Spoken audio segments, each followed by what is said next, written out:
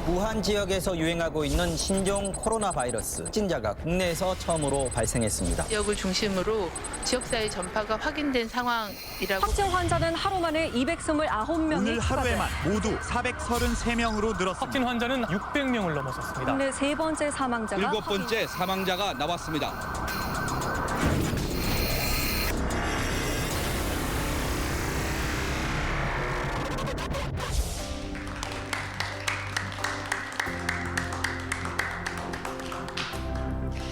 주머니 병을 아시나요? 정식 병명은 만성 바이러스성 주머니병입니다. 주요 증상으로는 손을 주머니에 딱 넣고 삐딱하게 보면서 흉을 보거나 아니면 모든 걸 평론가처럼 바라보게 된다고 합니다. 치료 방법 의외로 간단합니다. 이 주머니에서 손을 그냥 빼면 됩니다. 주머니에서 손을 빼고 나니까 의외로 할 수 있는 일들이 많아진다면서 빠른 치유 속도를 보인다고 해요. 이 코로나19가 유행하면서 주머니 병도 함께 유행하는 건 아닌가 걱정이 됐습니다. 이 위기를 함께 힘을 합쳐서 극복해 나가야 하는데 자꾸만 주머니에 손이 들어가서 삐딱하게 바라보려는 그런 마음이 앞섰거든요. 답답하고 조급한 요즘 하루에서 이틀까지 걸리던 코로나19 진단 시간이 6시간까지 감축될 수 있다는 정보를 저희에게 알려주신 분입니다. 감염내과 전문의 이재갑 교수를 지금 만나봅니다.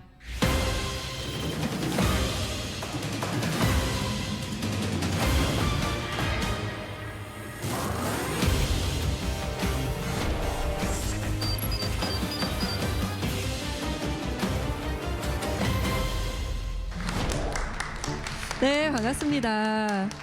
네, 안녕하세요. 안녕하세요. 네, 엄청 바쁘실 텐데 요즘 이렇게 귀한 시간 내주셔서 감사합니다. 불러주셔서 감사합니다.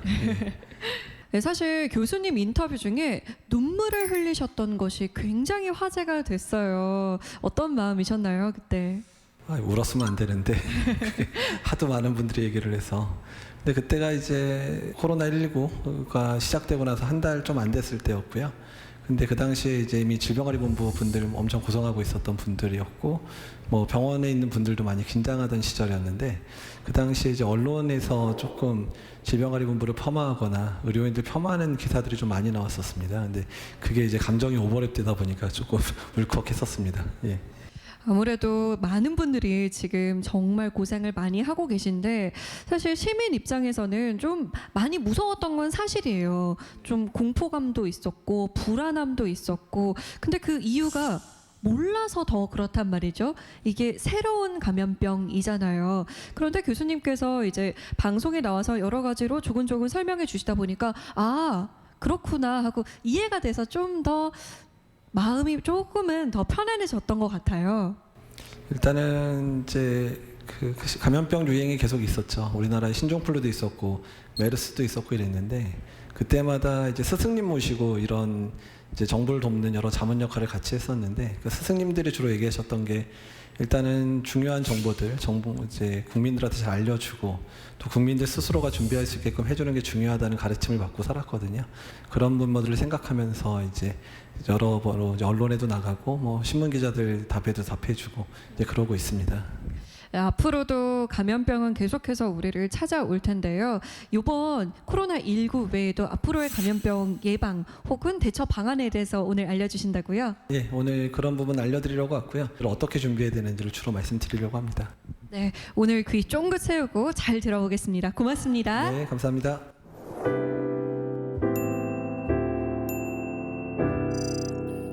제가 주교수 처음 발령 났을 때 2009년이었거든요. 그래서 신종플루가 시작됐었고 또 2015년도에 기억하시는 분들 알겠지만 에볼라 발생했었죠. 서아프리카에. 그때 에볼라 긴급구호대로 이제 파견돼서 실제 에볼라 환자 진료한 경험들이 있고요. 또 에볼라 갔다 와서 이제 3주 동안 시설 격리를 실제로 받아봤습니다. 3주 동안 2달쯤 병원에서 쉬고 있는데 또 연락 와서 메르스 터졌다고 또 즉각 대응팀 하라 그래가지고 또 뛰어다녔고 그래서 제 인생에 이제 감염병 위기는 그거로 끝이라고 생각을 했는데 올해 또 이제 시작이 됐네요. 이제 이름이 우리나라에선 코로나19로 부르고 있고요. 그다음에 영어 이름은 코비드-19 이렇게 좀 부르고 있고요. 그러면 코로나 바이러스는 무언가에 대해서 궁금하실 텐데, 일단 코로나 바이러스는 동물도 감염이 될 수 있고 사람도 감염이 될 수 있는 바이러스인데요. 사실 동물 속에 훨씬 많은 코로나 바이러스들이 있습니다. 근데 그 중에서 일부가 사람한테 넘어와서 사람에게 감염되는 형태로 아마 바뀌었을 거라고 저희가 생각을 하고 있는데, 그러면 사람한테 감염되는 게 현재 몇 개가 있냐면 이번에 새로운 코로나19까지 합쳐서 총 7가지 종류가 있습니다. 그렇다 그러면 코로나 바이러스 안에 있는 바이러스들 한번 설명을 좀 드려보면, 우리가 일반적으로 사람한테 아주 전통적으로 감염시키는 바이러스가 4가지가 있거든요. 주로 뭐 감기처럼 지나가는 거고, 가끔 이제 노인분들 정도만 폐렴으로 좀 입원할 정도가 되는 그런 코로나 바이러스가 유행을 하고 있고요. 그 다음 잘 아시는 메르스도 코로나 바이러스였고, 그 다음에 이거는 사스. 그렇다 그러면 코로나19가 이제 하나가 새로 추가가 됐고요. 전자현미경 사진을 보게 되면 이렇게 바이러스 몸체가 있고 주변부에 스파이크라 그래가지고 주변부에 둘러져 있잖아요. 그래서 그거를 보통 코로나라고 표현하는데, 그러니까 태양을 봤을 때 태양 주변에 반짝거리는 거를 표현했다 해서 코로나라고 생각하는 분들도 있고, 아니면 크라운이란 단어에서 온 단어다, 그러니까 왕관처럼 보인다 그래서 하는 단어라고 설명하는 분들도 있어서, 코로나 바이러스는 전자현미경으로 보면 왕관을 쓴 모습 또는 태양이 반짝거리는 모습, 이렇게 이제 보통 표현을 합니다. 그 다음에 VI는 바이러스에서 왔고요. 그 다음에 D는 디지즈, 질병 이란 뜻이고, 그 다음에 19는 이제 2019년에 처음 발견된 바이러스다. 그래서 코비드-19는 WHO에서 이제 처음으로 이제 이름을 결정을 한 이름인데, 이제 이거는 이제 질병 이름이죠. 코로나 바이러스 감염증 2019 이렇게 되는 거고, 그러면 이 바이러스, 이 코비드-19을 일으키는 바이러스 이름은 아직 논쟁이 많습니다. 그러니까 이제 여러 학자들 사이에서 사스랑 유사하다는 얘기를 좀 들으신 적 있으시죠? 그래서 아예 뭐 사스 코로나 바이러스 2, 그러니까 사스가 이제 1이었으면 이건 2다. 사스 코로나 바이러스 2라고 이제 불릴 수도 있다라는 부분들 얘기가 나오고 있고, 어떻든 이 바이러스 모두 다 아시겠지만 중국 우한에서 처음 환자들이 발생을 했는데,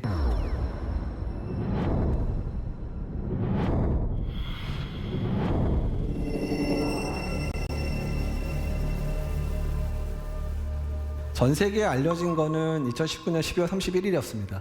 그 당시에 중국이 얘기하기는 12월 중순에 한 병원에 원인 불명의 폐렴 환자가 20-30명이 입원했다. 그래서 그것들을 조사를 하다 보니까 그게 계속 확산되더라.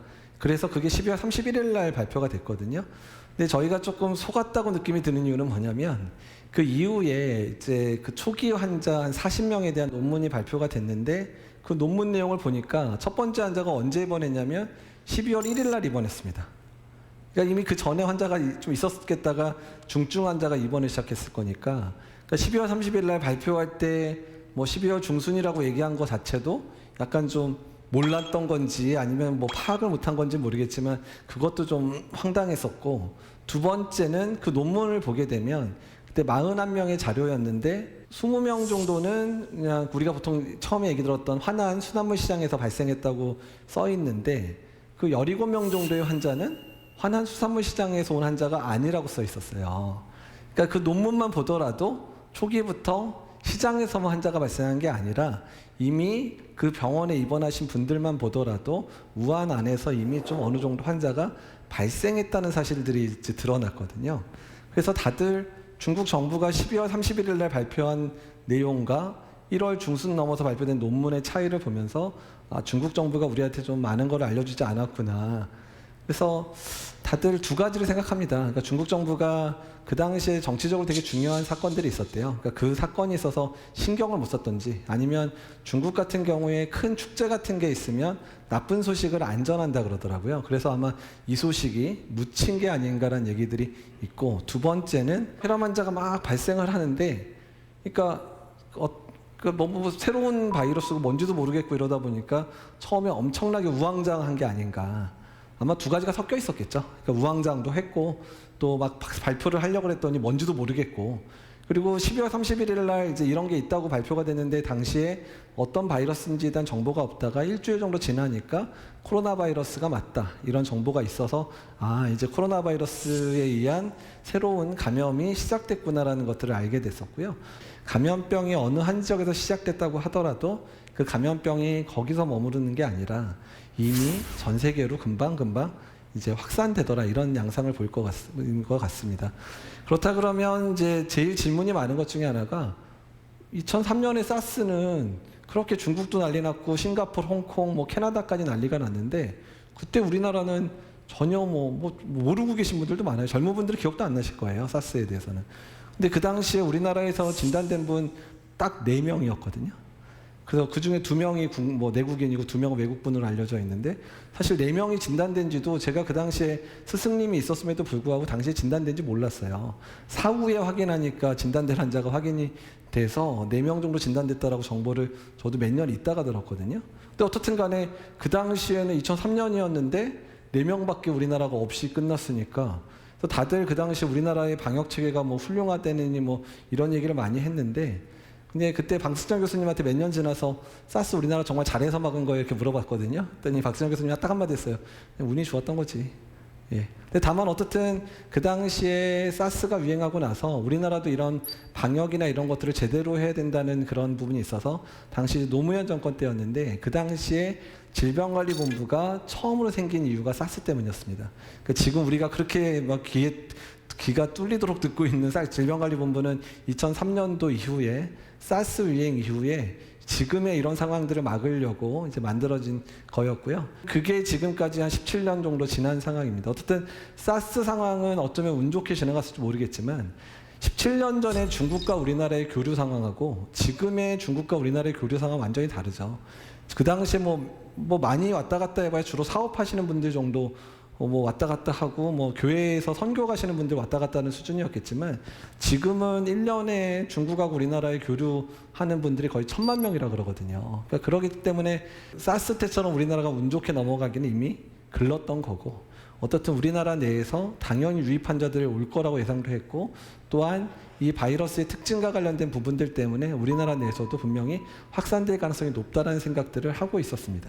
예, 이게 이제 중국 화난 시장이죠. 근데 그러면 왜 코로나 바이러스는 하필이면 저 수산 시장에서 시작된 걸로 생각이 될까가 많이 궁금해하실 텐데 그 중국에 한번 여행을 가신 분들 중에서 조금 시장들을 가다 보면 조금 호기심 많으신 분들은 이제 그런 조류들 파는 데라든지 야생동물 파는 시장을 가끔 가보시는 분들이 있을 겁니다.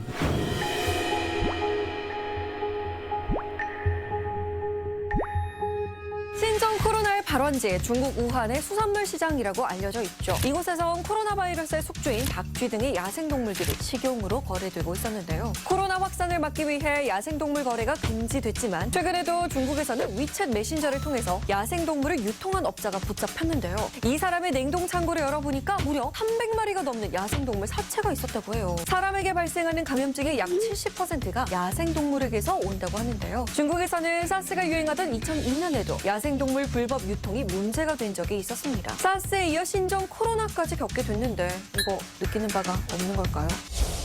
우리나라는 이제 생닭이라든지 아니면 개나 아니면 그런 동물들 팔 때 시장에서 살아있는 상태로 파는 게 예전에 몇 년 전만 해도 또 일부 시장에 팔았지만 여러 가지 조류 인플루엔자라든지 이런 문제 때문에 아예 살아있는 동물 파는 것들을 아예 막아버렸습니다. 그러니까 오히려 반려동물들은 이제 반려동물 파는 다른 데서 이제 살 수 있게 돼 있고 식용으로 사용하는 동물이라든지 이런 동물들은 반드시 도축이 되지 않은 상태로는 팔지 못하게 몇 년 전부터 막아버렸거든요. 근데 중국도 조류 인플루엔자가 여러 번 있었기 때문에 그런 시장을 많이 막기는 막았지만 다 없애지는 못했기 때문에 이런 살아있는 동물, 특히 야생동물까지 같이 파는, 그러니까 야생동물을 이제 식용으로도 쓸 수도 있고, 약재, 한약재 같은 걸 쓸 수 있으니까 이제 그렇게 하는 경우들이 많았던 것 같습니다. 근데 화난 수산물 시장 안에도 수산물 시장만 있었던 게 아니라 이런 야생동물, 그다음에 살아있는 동물을 파는 시장이 옆에 같이 붙어 있었다고 하거든요. 이제 동물 사이에 유행하고 있는 코로나 바이러스가 사람한테 넘어오려면 딱 조건이 있는데 일단 지금 상황에서 이 첫 코로나 바이러스의 조상쯤 되는 바이러스는 아마도 박쥐에서 왔을 거라 생각을 하거든요. 박쥐. 근데 뭐 박쥐 중국 사람 그렇게 박쥐 많이 안 먹는다 그러더라고요. 그러니까 박쥐를 먹어서 어떤 바이러스가 우리한테 넘어온 거라 생각은 안 들고, 근데 박쥐가 있고, 그러니까 중간에 반드시 사람과 유사한 동물이 중간에 껴 있고, 거기서 사람한테 이제 감염될 수 있는 조건들을 어느 정도 갖추고 있다가, 그러다가 사람하고 접촉이 많아지면 사람한테 적응해서 사람 감염이 시작되는 거거든요. 그래서 그 중간 동물이 뭔지에 대해서 지금 연구를 많이 하고 있는데, 중국 연구에 의하면 뭐 뱀이라 하시는 분도 있고, 어떤 분은 천상갑, 저도 이번에 천상갑이라는 동물 처음 들었는데, 천상갑, 그러니까 개미알이랑 비슷하게 생겼는데 개미알이랑은 또 다른 거래요. 생긴 거는 꼭 갑옷 같은 게 있어서 파충류 같지만 얘도 포유류라고 하더라고요. 어떻든 간에 중간에 사람과 유사한 동물들에서 바이러스가 한번 유전적 변이를 거쳐서 사람한테 감염되기 쉬운 형태로 있다가 동물과 사람하고 계속 접촉을 하다 보면 그 바이러스가 사람한테 넘어오는 거거든요. 메르스도 박쥐, 낙타, 사람 이렇게 얘기가 되고, 또 아시는 바이러스 중에 에볼라. 에볼라는 박쥐, 침팬치, 사람 이런 식으로. 이상하게 다 박쥐가 연관이 돼 있는데, 어떻든 간에 그런 사람, 동물의 어떻든 그 밀접 접촉들이 늘어나면서 생기는 부분이라는 부분들이 있어서, 아마도 화난 수산시장 안에서 벌어졌던 사건들도 아마도 사람들하고 접촉이 별로 없었던 야생동물들이 그 안에 있다가 야생동물 사이에서 아마 광범위하게 확산이 됐을 거고, 그 바이러스가 사람한테 넘어왔을 거다, 이렇게 생각이 드는 겁니다. 근데 말씀드린 대로 거기서 발생한 게 아니니까 아마도 그런 상황들이 이전부터 계속해서 중국에서 아마도 조짐은 10월, 11월부터 조짐이 있었다는 얘기들이 계속 나오고는 있거든요. 근데 그 부분에 대해서 좀 초기에 조금 확인이 됐었으면 지금까지 상황이 안 됐을 텐데, 그 부분이 확인 안 된 게 좀 안타깝습니다. 그러면 주요 증상을 말씀을 드리면, 열이 나고 기침하고, 그다음에 흉부 X선, 우리가 보통 얘기하는 이제 흉부 사진에서 폐렴소견이 보일 수 있고, 그다음에 숨가쁜 증상들이 나타날 수 있는데, 그러니까 중국이 이제 최근에 이제 한 4만 명에 대한 데이터를 최근에 공개를 했어요. 근데 그 내용을 보게 되면, 그러니까 초기에 증상이 시작할 때 증상이 상당히 가볍더라. 그러니까 열이 나는 사람이 30-40%밖에 안 되고, 기침 나는 사람도 30-40%밖에 안 되고, 그냥 초기에는 아주 불특정한 증상들, 그냥 온몸이 쑤시고 아픈 근육통만 있다든지, 그냥 목만 살짝 칼칼하다든지, 그러니까 이런 증상으로 나타나는 분들이 상당히 많더라. 그러니까 초기에 진단된 분들은 이제 그런 감기 증상일 때는 뭐 병원에서 좀 안 가니까 모르다가 한참 진행돼서 폐렴이 생겨서 오다 보니까 다 상태도 안 좋은 것 같고 막 이렇게 나타난 거지, 실제로 중국에서 발생하는 많은 수의 환자들은 아주 가벼운 증상으로 나타나고, 그 중에서 일부는 중증으로 가서 폐렴도 발생하고 또 뭐 여러 가지 상황으로 뭐 사망도 하고, 이런 상황으로 지금 생각이 됩니다. 그리고 잠복기는 이제 짧게는 한 이틀, 길게는 한 14일 정도로 얘기하는데, 그러니까 바이러스 자체를 아주 친밀하게 아주 많은 바이러스를 전파할 수 있는 상황들, 그러니까 가족 간의 전파는 뭐 그런 경우는 이제 한 1이틀, 뭐 2-3일 만에도 나타나고, 면역적으로 조금 약한 분들 같은 경우는 바이러스랑 싸우는데도 시간이 오래 걸리니까 거의 2주를 채우고 진단되는 분들도 있긴 있어서, 현재까지 잠복기는 한 2일에서 14일이다. 근데 대개의 환자들은 거의 일주일 이내 대부분 발생하더라. 특히 이제 중간값은 4일 정도밖에 안 된다 그래요. 한 4일 이내에 절반 이상의 환자들이 다 발생하더라, 이런 얘기들이 나오고 있습니다. 그리고 영상 소견은, 이거는 이제 우리나라에서 첫 번째 환자의 영상이고요. 이제 이미 논문으로 발표가 돼서 제가 영상 사진을 가지고 왔는데, 이제 보시면 폐렴 사진 자체가 이렇게 심하게 나타나지는 않아요. 그러니까 폐렴이 살짝 보이는데, 그러니까 사실 이 사진, 폐 사진만 봐서는 모든 의사들이 이걸 가지고 폐렴이라고 할 수 있어? 할 정도의 사진인데, 그 당일날 환자가 조금 많이 숨이 차 있대요. 그래서 좀 숨찬 게 이상하니까 CT를 찍어봤더니, CT에서는 이렇게 병변이, 여기 보시면 하얗게 된 병변들이 보이죠? 이렇게 이런 병변들이 보여서 이게 지금 폐렴 소견이거든요. 그래서 지금 이 환자 같은 경우는 이제 그 폐 사진은 별로 일찍 안 변했지만 CT 사진에서는 이미 폐렴이 와 있구나. 그래서 최근에 중국에서 갑자기 한번 확 늘어난 적 있죠. 근데 그때 왜 늘어났냐면, 중국이 이제 진단 시약 자체의 정확도가 좀 떨어지는 데다가, 진단 시약도 시약이 있더라도 그 검사를 돌리려면 기계로 돌리다 보니까 하루에 진단할 수 있는 숫자가 2-3천 명밖에 안 돼요.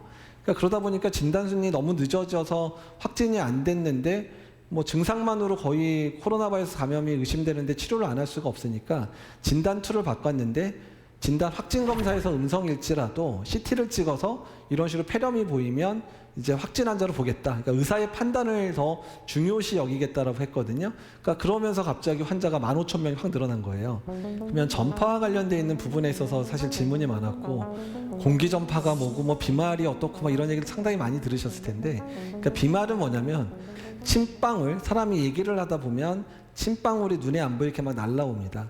침방울도 사실은 크기가 있고 그 다음에 무게가 있으니까 이 침방울이 아무리 날아가더라도 한 1m 정도 날아가면 떨어지거든요. 그러니까 떨어져서 바닥에 딱 떨어져가지고 이제 바닥을 오염시키는 정도로 끝납니다. 근데 이제 공기전파라고 하는 얘기 많이 들으셨을 텐데, 공기전파는 어떤 거냐면 이 바이러스의 파티클이 상당히 적어서 제가 이렇게 얘기하는 상황에서 바이러스가 그냥 바이러스 자체의 파티클이 이제 날아오게 되니까, 바이러스는 눈에 안 보이는 수준의 작은 파티클이잖아요. 그러니까 그런 경우는 이런 공기의 흐름을 따라서 그냥 이렇게 흘러다닐 수가 있습니다. 그래서 심지어는 제가 이렇게 강의하고 나서 집에 가도 한두 시간은 그 바이러스가 떠다닌다고 보통 얘기를 하는데, 그렇게 공기 전파가 가능한 그런 감염병은 많지 않습니다. 그러니까 이제 알려진 게 홍역, 수두, 그다음에 결핵, 이 세 가지 말고는 호흡기 바이러스 중에 이런 공기 전파를 하는 바이러스는 아직까지 없다라고 알려져 있고, 이 코로나 바이러스도 같은 코로나 바이러스니까 당연히 공기 전파는 할 수 없을 거고 당연히 비말로만 전파될 거다, 이렇게 이제 표현을 하는 거고, 그러니까 말씀드린 대로 비말로 전파되면 특징이 1m나 2m 정도, 아무리 멀리 가도 2m밖에 안 날아가다 보니까 이 정도 거리가 떨어지면 크게 걱정할 거 없는 거죠.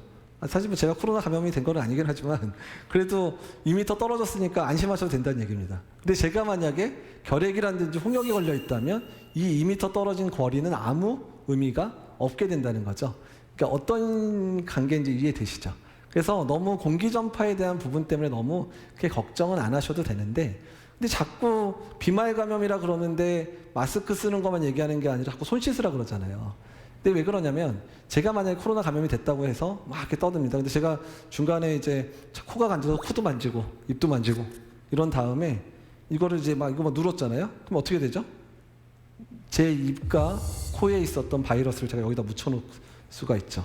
그러니까 다음 강의하시는 분이 와서 이거를 안 닦은 상태에서 이걸 만지게 되면 어떻게 되죠? 여기 묻어있는 바이러스들을 이렇게 묻히게 되는 상황이 발생을 하게 되니까 그분이 감염될 수 있어서, 그러니까 이런 환경에서 바이러스가 사는 시간이 길지는 않습니다. 뭐 짧으면 3-4시간, 길어도 하루 이상은 못 살기는 하지만, 근데 3-4시간하고 1시간, 뭐 하루여도 만약에 여기를 잘 안 닦거나 내가 손을 잘 안 닦은 상황에서 만지고 나서 코 간지럽다고 이렇게 해버리면 내가 감염될 수도 있죠. 그래서 사람들이 이 간접 전파, 그러니까 손을 통해서 전파되는 거를 오해를 해서 그게 공기 전파가 아니냐고 자꾸 착각하는 일들이 벌어지는데, 최근에 홍콩에서 그런 일이 있었죠. 홍콩에서 어떤 아파트 2층에 사는 사람이 코로나19에 감염이 됐었어요. 근데 그 아파트에 13층에 있는 분이 또 감염이 됐거든요. 그러면 2층에서 13층까지 바이러스가 이렇게 날아가가지고 감염시킨 게 아닌가. 그래서 공기매개 된 거 아니야? 아니면 그 가짜뉴스처럼 나온 것 중에 하나가, 코로나 바이러스는 대변으로 나온대. 대변으로 나오긴 나오거든요.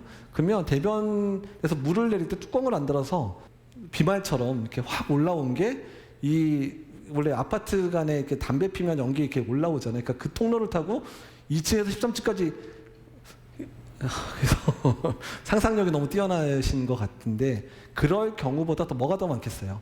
2층 환자분이 코로나 바이러스 감염된 상태에서 엘리베이터를 타고 다니고 이러면서 같이 탔을 수도 있겠죠? 아니면 엘리베이터에 손잡이 같은 데 만졌거나 그 사람이 기침이 심해서 아무도 없다고 생각되니까 그냥 손잡이 같은 데 애취 해가지고 그냥 기침을 하면 거기에 바이러스가 묻어 있는데, 하필이면 13층 분이 바로 타서 만져서 이렇게 됐을 가능성도 배제를 못하는 상황이거든요.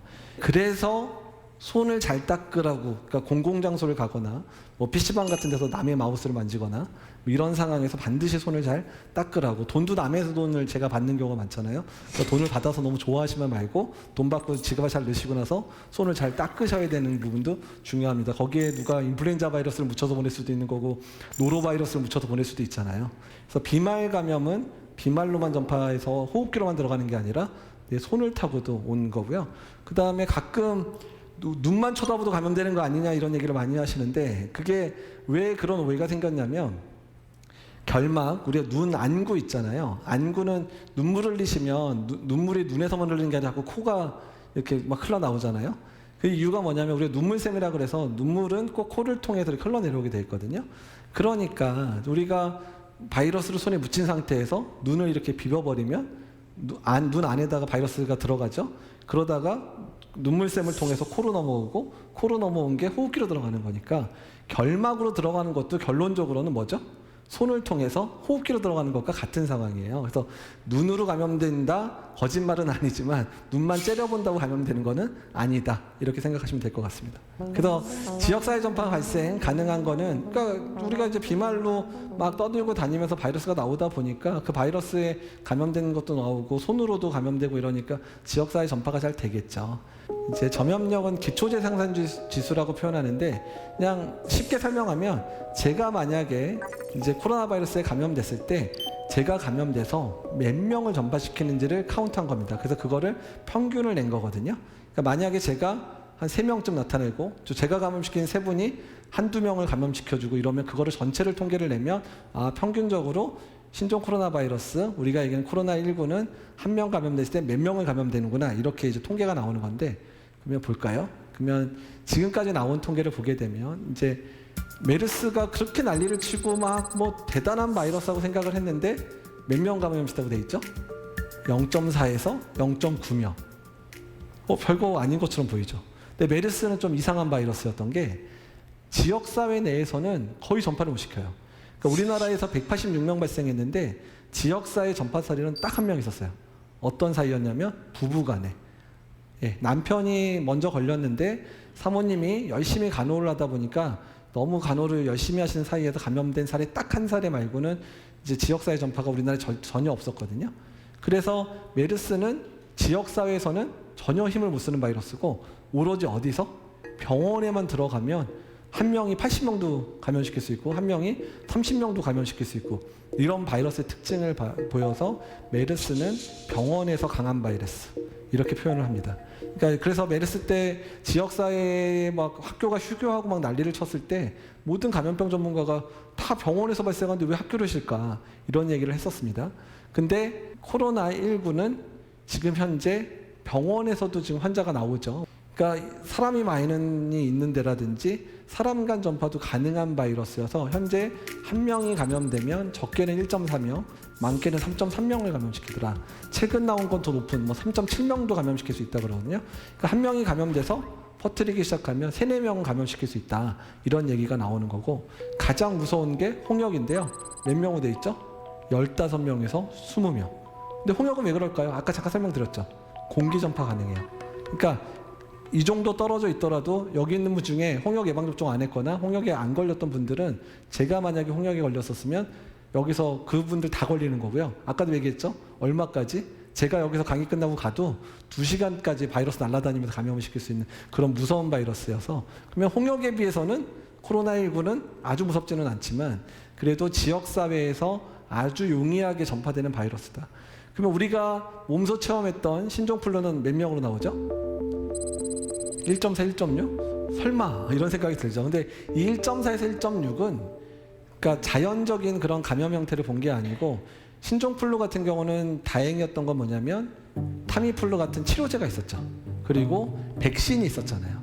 만약에 신종플루가 백신이나 치료제가 없었으면 거의 코로나19 정도 수준 됐을 거다. 3명에서 4명 정도 전파될 거다라고 생각은 하고 있습니다. 그러니까 지금 상황이 저희가 좀 두려워하고 어려워하는 이유는 뭐냐면, 신종플루도 지역사회 감염이 주도인 거였지만 신종플루는 치료제도 있고 백신도 있었으니까 그 한결 좀 그래도 안심이 되는 상황인데, 지금 코로나19는 치료제라고 하는 것도 그냥 딱 타미플루처럼 인플루엔자는 타미플루 이런 특효약이 아니라 여러 연구를 통해서 이거 좀 효과가 좀 있을 것 같다 정도의 약자밖에 없다 보니까 우리가 느끼는 심리적인 압박이 좀 크다는 겁니다. 한때 무증상 전파에 대한 얘기들이 상당히 많았고, 이게 독일에서 처음 확인이 됐는데, 이게 논문 발표되고 나서 정말 일주일 동안 내내 전화를 받았습니다. 무증상 전파 돼요? 돼요?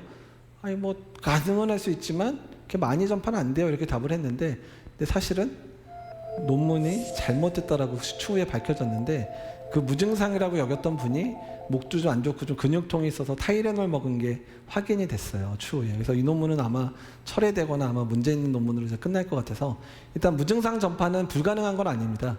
가능은 한데 다만 무증상 전파기에는 바이러스의 그런 양이 적다 보니까 상당히 적게 나타나는 부분이고, 다만 이 코로나 바이러스는 무증상기였다가 증상이 발현되는 초기에 아주 전파가 용이하게 되더라.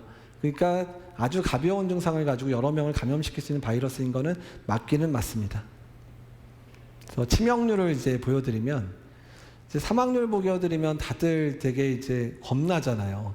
사스 뭐 9%에서 10% 얘기 나왔고, 메르스는 전 세계를 따지면 한 38% 됩니다. 근데 우리나라에서 한 21%. 그러니까 우리나라가 그만큼 또 중환자 치료를 잘한다는 얘기기도 하지만 그래도 그렇게 열심히 해도 20%는 사망을 했었고요.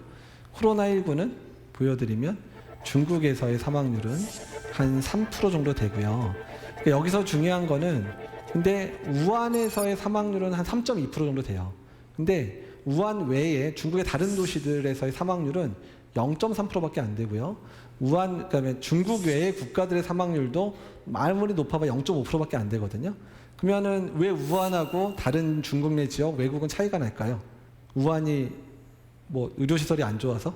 그러진 않습니다. 우한이 1000만 도시예요. 1000만 도시고 거기에 뭐 2000병상짜리 큰 병원도 있고 이런 상황인데 왜 그러냐면 환자 수가 너무 많아서입니다.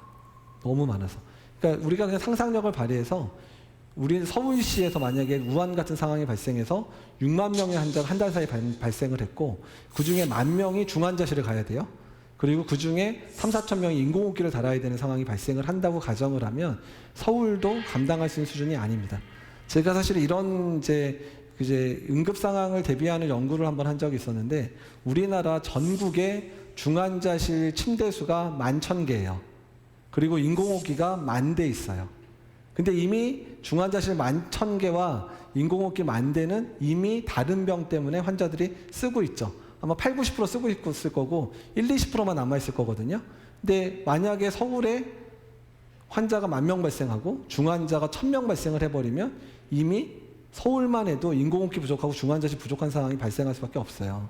그러니까 중국 안의 우한 상황은 이미 너무 많은 환자가 발생하고 중환이 발생해서 환자들을 치료를 제대로 할 수 있는 상황을 벗어났기 때문에 그래서 사망률이 높은 거고 그 외의 지역들은 그래도 아직까지 환자가 많지 않다 보니까 어느 정도 치료를 제대로 할 수 있어서 사망률이 낮은 거로 보입니다. 그러면 우리나라도 어떻게 조심해야 될까요? 일단은 환자 수가 많아지면 안 되죠. 그러니까 환자 수 최소화 전략, 그 다음에 중환자 생겼을 때 정말 치료를 적절히 하는 이런 게 필요하고요. 또 다른 측면에서는 우한 같은 경우는 지역사회 전체가 만연하잖아요. 만연하니까 어떤 문제가 생기냐면 80, 90대 할머니, 할아버지들도 걸릴 수 있고 뭐 심장병 안 좋은 분, 간 안 좋은 분 이런 분도 걸릴 수 있죠. 모두가 걸릴 수 있으니까. 그러니까 상태가 안 좋은 분이 걸리니까 사망률이 높아요. 보시면 한쪽 하얗게 변한 게 폐렴이거든요. 저 정도 폐렴이면 중환자실 갈 정도가 되거든요. 이쪽 보면 그래도 많이 좋은 분들이 있어서 그러니까 똑같은 병이라도 어떤 사람은 저렇게 심하게 오고 어떤 사람은 아주 가볍게 올 수 있는 그런 병이라는 걸 보여주는 겁니다. 그러면 치료는 어떻게 할 거냐? 그러니까 백신은 말씀드린 대로 개발 중이지만 아마 지금의 중국 상황을 막을 정도로 빨리 나오지는 않을 것 같고 아마도 이 바이러스가 사람 사이에 토착화될 정도쯤 되면 이제 나올 것 같아서 백신을 좀 기다려야 될 것 같고 치료는 대증적 치료는 뭐냐면 숨차면 산소 주고 열나면 해열제 주고 뭐 이런 증상에 맞는 치료하는 게 대증적 치료여서 기본적으로 그렇고 그다음에 국내 치료 권고안을 보시게 되면 우리가 보통 얘기하고 있는 이제 항바이러스제 치료를 할 수 있다. 그 중에 약제들, 그러니까 특히 폐렴 소견이 있는 사람은 적극적으로 치료를 하자.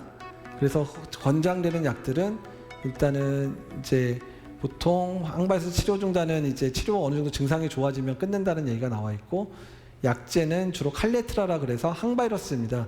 우리가 보통 얘기하고는 HIV 감염 환자들한테 쓰는 약인데 그 약제가 코로나 바이러스도 효과가 있다 그래서 우리가 메르스 때도 이 약을 좀 썼었거든요. 어쨌든 뭐 칼레트라가 중요하다기보다는 쓸 약이 없다 보니까 조금이라도 효과 있는 약을 갖다 쓰자 이런 거로 쓰는 거고 일부 효과가 있다 얘기가 나오곤 있습니다. 그리고 이제 다른 치료, 인터페론 같은 경우는 중국에서 좀 많이 쓰고 있거든요. 인터페론, 칼레트라를 같이 쓰는 거는 중국에서 병합요법을 하고 있고 이런 약들은 보통 일주일에서 길게는 14일까지 투여할 수 있겠다 얘기를 하고 있습니다. 이게 지역사회에서 전파가 가능하고 가벼운 증상에서 전파가 가능한 거기 때문에 이미 이 바이러스의 특성이 알려지고 나서는 모든 전문가들은 지역사회 감염이 이미 시작될 거라고 예상을 하고 있었고 지금 그 단계가 된 겁니다. 그래서 지역사회 내 감염을 저지하고 발생하더라도 최소화하는 전략을 해서 많은 환자가 감염되지 않게 하는 노력들을 지금 열심히 해야 되는 단계고, 우리나라 내에서 감염병 확산이 본격적으로 되려고 하는 상황에서는 정부에서 발표하는 정보를 반드시 숙지하셔야 됩니다. 그래서 심각 단계로 간다 정도 되면 이제는 내 스스로 준비, 반드시 이제 정부만의 노력으로 이제 이룰 수 없는 상황이 된 거구나. 내 스스로 나를 준비하자. 손위생 한 번 씻었으면 2번 씻고, 마스크도 이제 사람 많은 데 갈 때는 마스크 반드시 착용을 하고, 이제 특히 고위험군들, 연세가 많으시거나 만성질환 앓으신 분들은 되도록이면 외출 삼가고, 외출을 하셔야 되면 반드시 마스크를 착용하게 하는 그런 정책이 이제부터는 본격적으로, 사실은 마스크 많이 소진시켰는데 지금까지는 그렇게까지 할 필요 없으셨는데 이제는 마스크 정말 잘 착용하고 다녀야 되는 시기가 이제 된 겁니다. 국내 댕게에서 선별진료 설치했었으니까 내가 혹시나 이제 코로나19 감염 의심되는 경우는 1339 연락해서 선별진료소, 가까운 선별진료소 안내받고 진료를 받으러 가시면 될 것 같고요. 지역사회 전파가 되기 시작하면 선별진료소 숫자가 확 늘어날 겁니다. 확 늘어날 거고, 일부 의원이라든지 작은 병원들도 환자를 볼 수 있게끔 정부가 지정을 시작할 거여서 그런 정보들 다 이제 질병관리본부 홈페이지에 다 어느 병원이 진료하는지 다 써 있거든요. 그래서 그런 부분 확인해서 움직이셔야지, 그냥 아무 병원이 나가서 진료해줘 그러면 진료를 못 받는 수도 생기니까 꼭 1339 전화해서 어느 병원 가야 되는지, 어느 보건소를 가야 되는지를 확인을 받으시면 될 것 같습니다. 어떻든 현재까지 이제 진단까지는 이제 6시간까지 많이 단축은 됐는데, 다만 이제 검사 숫자가 확 늘어날 수가 있기 때문에 조금 이제 병원 내 여러 가지 절차 때문에 조금 시간이 길어질 수 있어서 어떤 병원마다 짧게는 6시간, 길게는 하루 정도 지금 결과 통보 시간이 걸리니까 그 부분들은 검사 결과 언제 나오는지 꼭 체크를 하시고 하시면 될 것 같습니다. 그리고 지역사회 감염 모니터링과 관련해서는 이제 이건 병원들이 고민할 뿐인데, 폐렴 환자들에 대해서 일단은 선제 격리를 해서 폐렴 환자 중에 이제 코로나19 감염이 없는지를 지금 확인하는 작업들을 대개의 병원들이 시작을 했고요. 그 다음에 인플루엔자 걸린 사람들의 이제 가래라든지 검체를 모아서 검사를 하고 있는데, 그 검사 체계에 코로나 바이러스 검사도 추가해서 장기적으로 우리나라 내에 계속 유행이 있을지에 대한 부분들을 이제 조사를 시작을 했습니다.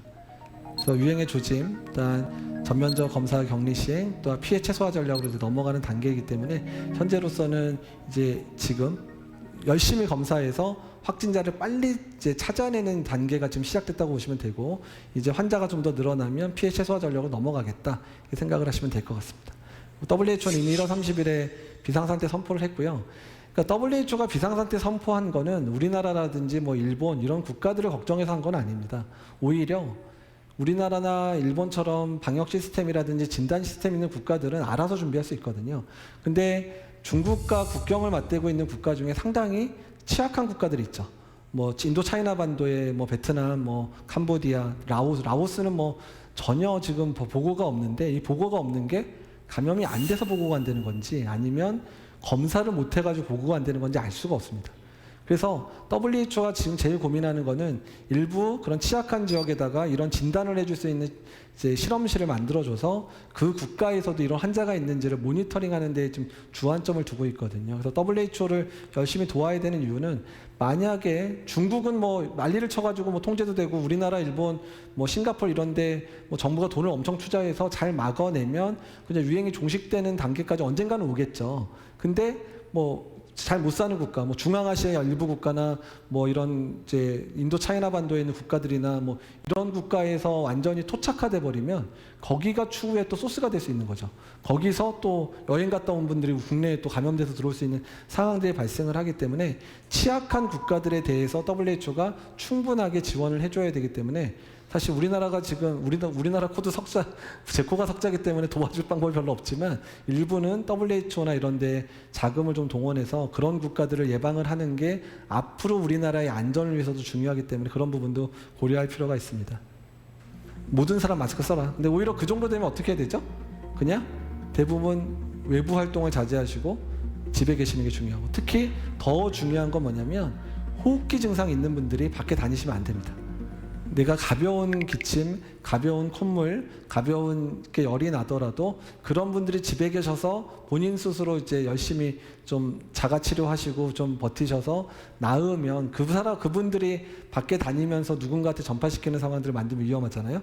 그런 분들이 안 돌아다니면 밖에 돌아다니는 사람이 마스크를 쓰고 다니는 이유가 사실 없죠. 그러니까 그런 면에서 호흡기 증상 있는 분들은 절대로 이제 외출을 삼가시는데 병원 갈 때는 또 가셔야 되잖아요. 그때는 어떻게 하셔야 돼요? 꼭 마스크를 쓰고 가셔야 된다는 거. 그리고 또 한 가지는 의료기관 방문할 때 꼭 마스크 쓰셔야 됩니다. 최근 여러 번 봤지만 환자들이 그냥 병원에 갑자기 그냥 밀고 들어가가지고 그렇게 병원 자체에서 이제 확산되는 일들이 생길 수 있기 때문에 병원에 방문하실 일 있을 때는 반드시 어떻게 마스크를 쓰셔야 되고 진료 목적 외에 병원 가는 거는 최대한 하시면 안 된다. 내가 아파서 갈 때만 가셔야지 병문안도 굳이 가실 필요 없고요. 이럴 때는 안 가주시는 게 병원도 돕는 거고 환자분도 돕는 거다. 이 생각 좀 해주셨으면 좋겠습니다. 신종감염병의 위기가 닥칠 때 가장 힘든 거는 이게 어떻게 될지 모른다는 겁니다. 저희가 2, 3주 전부터 이런 상황을 예측은 했어요. 언젠간 오겠지. 근데 솔직히 말씀드리면 저희 입장 전문가들은 한두 주는 좀 늦게 시작할 줄 알았어요. 1, 2주는 좀 더 늦게 발생할 거로 생각했는데 이 코로나 바이러스는 어떻든 우리가 생각한 것보다 한 주씩은 빨라요. 아차, 또 얘가 빨랐구나. 계속 이런 상황이라 그만큼 예측이 힘든 바이러스라는 거고요. 두 번째는 초기 정보의 교류에 제한이 있어서 이 바이러스가 얼마나 전파를 잘 시키는 건지, 얼마나 많은 사람이 위험한 건지 이런 부분이 정보가 없다 보니까 정말 머리가 너무 아팠거든요. 너무 머리가 아프고 그 정보도 빨리 안 주니까 진단시약 만들 때도 중국에서 정보를 줘야지 이 진단시약을 만드는데 정보가 늦다 보니까 없는 날, 그래서 거의 진단시약 만드는 팀하고 전화통화를 하면 지금까지 계속 밤새고 있어요. 지금까지 계속. 현 상황에서 우리나라의 대응 단계는 일단은 지역사회 전파 상황을 최대한 틀어막아야 된다. 그리고 환자 발생 수를 최대한 줄여야 된다. 이런 상황이고, 일단은 그렇게 노력하더라도 어쩔 수 없이 이거는 지역사회 전파를 되게 잘할 수 있는 바이러스여서 어느 정도는 확산이 될 거다. 그러니까 그런 확산이 되는 상황에서는 개인적인 위생의 노력들이 정말 중요하더라. 그래서 재밌는 사실 하나 말씀드리면 이번에 이제 코로나19가 유행을 시작을 하면서 황당한 사건이 벌어진 게 있는데 인플루엔자 유행이 갑자기 끝났어요. 인플루엔자가 원래 2, 3주 더 갔어야 되거든요. 근데 코로나19가 딱 터진 다음에 사람들이 손을 엄청 열심히 닦고 그 다음에 마스크도 열심히 쓰다 보니까 그냥 인플루엔자가 갑자기 확 수그러들었어요. 그만큼이나 손위생이 그만큼 중요하다는 거를 인플루엔자 유행까지 잡았구나라고 할 정도로 손위생이 중요한 거, 마스크 쓰는 게 중요하다는 걸 이미 보여준 상황이라 앞으로 계속 손위생 열심히, 앞에 있는 분 계속 손을 닦으시는데 예, 꼭 손 열심히 닦으시고 앞으로 무슨 일이 일어날 것인가, 예, 저도 잘 알고 싶은데 모르지만, 그렇지만 전문가들, 특히 우리나라의 질병관리본부에 있는 전문가들이나 민간 전문가들이 사실 불철주야 지금 노력을 하고 있습니다. 그래서 어떻게 하면 국민이 안전한 삶을 살 것인가에 대해 노력을 하고 있고요. 그래서 제가 지금 들어가 있는 카톡방이 한 30개쯤 됩니다. 거기서 수많은 아이디어들이 나오고 수많은 정책들이 만들어지고 또 만들어진 정책들을 계속 질병관리본부에 제시하고 질병관리본부는 그거를 어떻게 시행할까 고민해서 시행을 하고 있고, 이런 단계들이 거치고 있으니까 일단 정부랑 그다음에 이제 그 의료진들을 믿어주셨으면 좋겠고요. 어쨌든 계속 당부드리는 거는 여기 계신 분들뿐만 아니라 이 방송을 듣는 분들 스스로가 같이 노력을 해주시면 조금은 어려울 거예요. 아마 앞으로 한 달은 상당히 어려운 기간 지낼 거거든요. 그렇더라도 언젠가는 이 문분이, 이 코로나19도 우리가 생각할 때 큰 문제가 아니었겠구나, 좀 힘들게 한번 거쳤구나 정도로 끝날 수 있지 않을까 생각합니다. 예, 이거로 강의를 마치겠습니다.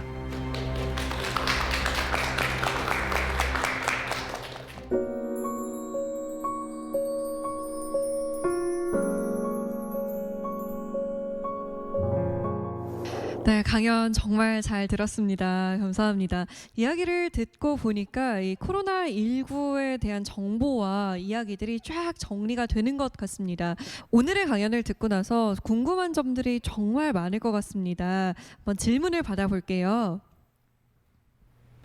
코로나 바이러스 예방을 위해서 마스크를 쓸 때 KF94나 KF80 이런 제품 말고 일반 면 마스크를 써도 예방에 도움이 되는지 궁금하고요. 그리고 손 세정제를 자주 사용하는 것도 예방에 큰 도움이 되는지 궁금합니다. 손 세정제부터 말씀을 드리면, 그러니까 손 세정제 이제 그 살균 효과랑 물과 비누를 써서 손을 씻을 때 살균 효과는 거의 동등합니다. 근데 다만 이제 손에 이물질 같은 게 묻어 있을 경우는 물로 씻지 않으면 씻겨져 내리지 않으니까 뭐 손에 이물질이 묻은 경우는 반드시 물과 비누로 씻게 돼 있고, 그 다음에 일반적으로 손에 이물질이 없는 경우는 손위생제 또는 물과 비누 다 효과가 같으니까 둘 다 가능을 하고요. 그 다음에 마스크와 관련돼 있어서는 일반적으로 쓰는 마스크가 KF80 정도면 일반인들은 가능하고, KF94 이상은 주로 의료진들이 쓰는 마스크고요. 면 마스크에 관련돼서는 면 마스크는 초기의 마스크 필터 형태는 KF80 정도의 효과를 가지고 있기는 하지만, 이게 오염이 돼 버리면 그 오염된 것 자체가 또 문제가 될 수 있으니까 자주 빨아야 될 수밖에 없거든요. 근데 빨면 빨수록 필터 기능이 떨어질 수 있기 때문에, 그래서 그런 부분들 고려해서 너무 오래 쓰거나 또는 세탁을 안 하거나 세탁을 너무 자주 하거나 이런 부분들 조절해서 쓰셔야 됩니다. 자, 질문 더 받겠습니다. 질문하실 분 있으실까요? 네. 일본의 방역 사례는 참사라고까지 하는 건지 궁금합니다. 그러니까 일본 같은 경우는, 일본을 우리가 얘기할 때 매뉴얼의 국가라고 얘기를 합니다. 그러니까 매뉴얼이 얼마나 잘 있기 때문에 예상되는 일들에 대한 발생에 대한 부분들을 철저하게 막을 수 있는 능력이 있는데, 지금 상황은 어느 국가나 다 처음 당하는 일이 많은데, 일본이 2015년에 메르스 같은 상황들을 최근에 못 겪었었거든요. 그러니까 그러기 때문에 그런 부분에 있어서, 그러니까 예상 밖의 상황에 대한 대처 능력이 상당히 떨어지는 것 같은 게, 특히 이제 프린세스 호 같은 경우에 뭐 3,700명의 사람들이 그냥 가둬놓은 상태로 있었는데, 이거는 사실 60년대, 70년대 콜레라가 유행하던 시절에 사용하던 방법입니다. 콜레라 설사 증상 다 이제 좋아지면 이제 다 빼내가지고 하는 방법인데, 이런 신종 호흡기 바이러스에서 60년대, 80년대 사용했던 콜레라 막는 방법 쓰면 당연히 안 되는 거였거든요. 그러니까 매뉴얼의 국가 자체가 오히려 매뉴얼에 사람들을 가둬놓기 때문에 창의성을 좀 떨어뜨리는 게 아닌가. 우리나라는 2015년에 메르스 겪으면서 다 처음 보는 겪기 때문에 정말 별의별 아이디어 동원해가지고 끝내 막아냈잖아요. 제가 지금 TV에서 그 코로나19 캠페인도 진행을 하고 있거든요. 계속 말씀드리는 게, 손을 깨끗하게 씻고 또 기침을 할 때는 이렇게 예절을 지켜서 이렇게 팔 쪽으로 하고, 그리고 또 마스크를 꼭 써라, 이런 얘기밖에 못하게 되더라고요. 또 다른 예방 팁 같은 건 혹시 없을까요? 손위생이 별거 아닌 것 같지만 정말 중요합니다. 그리고 또 되게 뭐 다 잘할 것 같지만 그렇게 잘하는 분 많지 않거든요. 그러니까 잘하셔야 되고, 효과적으로 해야 되고, 자주 하셔야 되고, 이런 게 중요하고, 마스크는 아까 말씀드린 대로 일단은 증상 있는 분은 100% 쓰셔야 되고요. 그리고 거꾸로 말하면 증상이, 마스크 쓰고 바깥에 나갈 만한 분은 밖에 다 안 나가셔야 됩니다. 그러니까 미국이 이제 마스크 밖에 다닐 때 쓰지 말라 그런 이유가 뭐냐면, 미국은 이미 호흡기 증상 있거나 열나거나 이런 사람들은 당연히 병가 쓰고 집에 있는 게 생활화돼 있거든요. 그러니까 마스크 쓰고 밖에 다닌다는 것 자체가 이미 민폐라는 인식이 있는 국가입니다. 그러니까 그런 사람들이 다 집에 있으니까 밖에 다니는 사람 마스크 안 쓰고 다녀도 된다라고 얘기를 할 수 있는 그런 자신감이 있는 거거든요. 그러니까 우리나라도 마찬가지로 호흡기 증상 있는 분들이 되도록 집에서 푹 쉬도록 하는 그런 직장 문화, 그다음에 또 학교 문화, 이런 것들이 갖추어지면 미국처럼 자신감 있는 얘기를 할 수도 있지 않을까 생각이 됩니다. 네, 오늘부터라도 정말 마스크 꼭꼭 쓰고, 그리고 손 씻기도 정말 제대로 자주 해야겠다는 생각이 듭니다. 오늘 강연 정말 감사했습니다. 고맙습니다.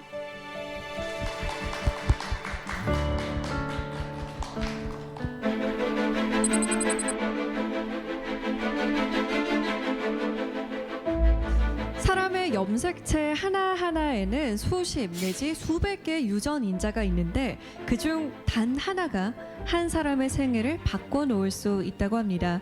그만큼 사람이란 불가사의한 존재라는 의미겠죠. 우리의 염색체 중에 또 어떤 부분이 힘을 내어서 오늘의 위기를 극복하고 또 새로운 내일을 만들어낼지 가만히 한번 지켜봐야겠습니다. 사색의 공동체 스미다, 다음 시간에 찾아오겠습니다. 고맙습니다. 코로나19 모두 함께 대비해야 합니다. 이 바이러스에 감염되면 기침이나 발열 등 호흡기 증상이 동반됩니다. 주요 전파 경로는 감염자가 기침을 할 때 나오는 침과 같은 분비물에 의한 비말 감염입니다. 해당 증상이 의심된다면 직접 의료기관을 찾지 말고 반드시 관할 보건소나 질병관리본부 1339 콜센터로 신고해야 합니다. 또 외출 시 마스크 착용을 의무화하고, 흐르는 물에 30초 이상 손 씻기와 기침 예절 등 개인 위생을 철저히 해야 합니다. 피해를 최소화하기 위해서는 여러분의 관심과 동참이 필요합니다. MBC는 여러분께 신속한 정보를 제공하는 데 앞장서겠습니다.